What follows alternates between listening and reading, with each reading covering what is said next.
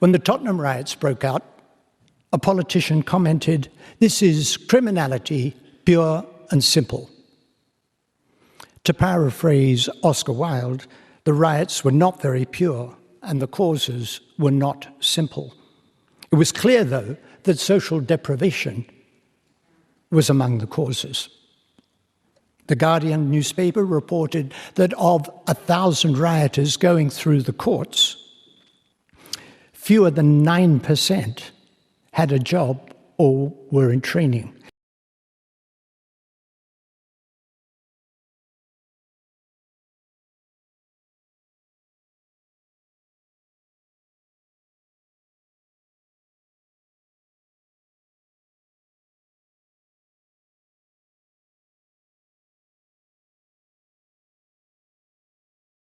In Mexico and Brazil, they have developed conditional cash transfer programs.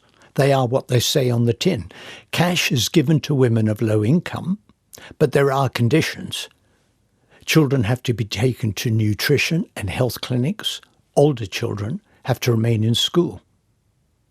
In Brazil, the result has been great reductions in poverty and inequality, improvements in school attendance, especially of girls, and health improvements. Questions have been raised as to whether the conditionality is needed.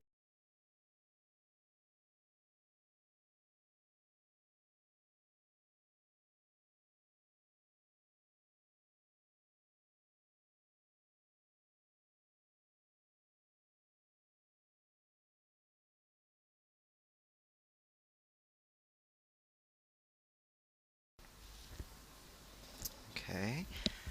Political activists and thinkers across a broad array of ideologies, from libertarians to social liberals to the hard left, are intrigued or even keen. The Cato Institute, an American think tank which spends much of its time calling for a smaller state, published a sympathetic analysis of the policy in 2015. It feels that, though it might prefer a world with no government redistribution, a basic income is the simplest.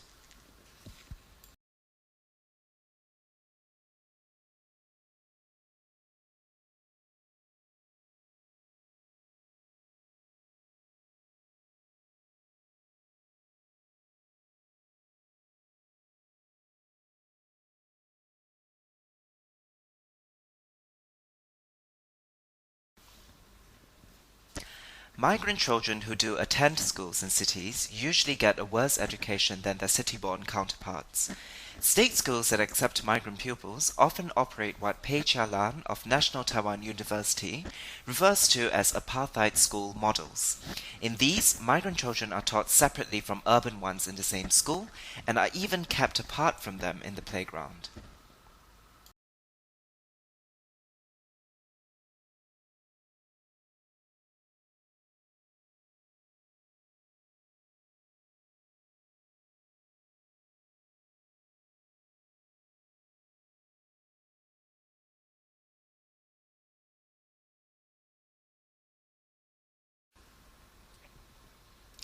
As yet, the new explanation is incomplete. So far, the researchers have only computed the effects caused by one property of matter falling into a black hole, its electric charge. They've not shown the effect of its mass, which would also be important. Their calculations therefore account only for part of the information that is lost, but they've established a principle that may lead to a full accounting of the matter. That would let physicists sleep easy in their beds, in the knowledge that reality is once again behaving, at least approximately, how they think it ought to.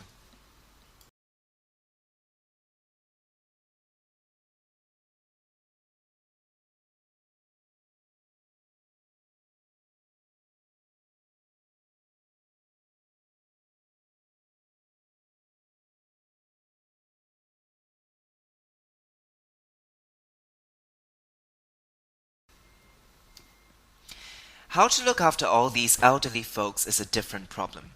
Governments around the world are already struggling to support growing numbers of retired people who depend on a shrinking working population. 18 OECD countries have raised pension ages. At the same time, workers are being asked to dig deeper into their own pockets. None of this is enough.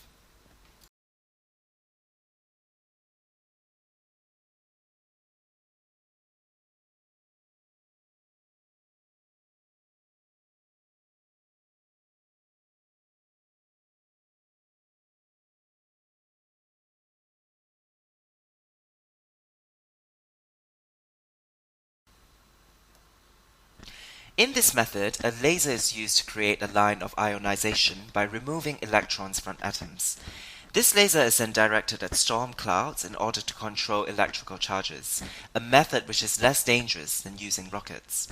As protection for the lasers, the beams are aimed firstly at mirrors.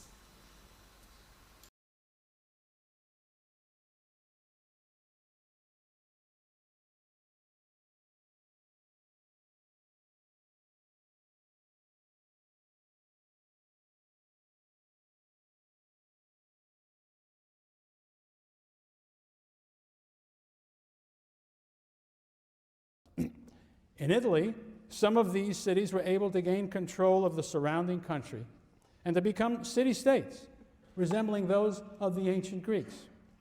Their autonomy was assisted by the continuing struggle between popes and emperors, between church and state. Again, a thoroughly unique Western experience. In these states, the modern world began to take form. Although the people were mainly Christians, their life and outlook became increasingly secular. Here, and not only in Italy, but in other cities north of the Alps, arose a worldview that celebrated the greatness and dignity of mankind, which was a very sharp turning away from the medieval Western tradition that put God and life in the hereafter at the center of everything.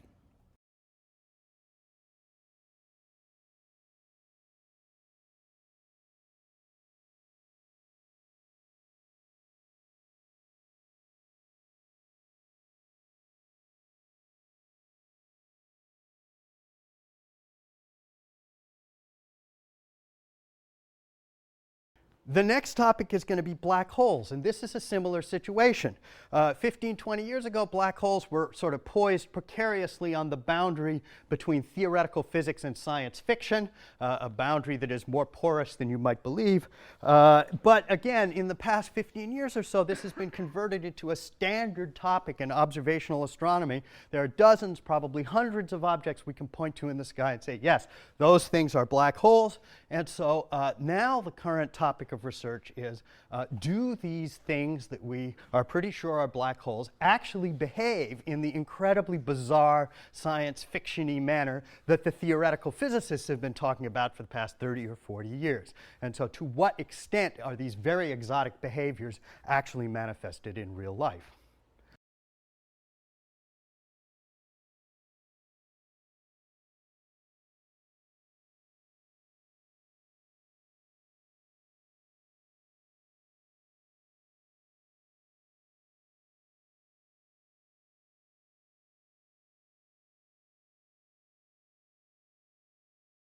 In 1962, an English political scientist and journalist by the name of Bernard Crick wrote a short and very polemical and influential little book called In Defense of Politics.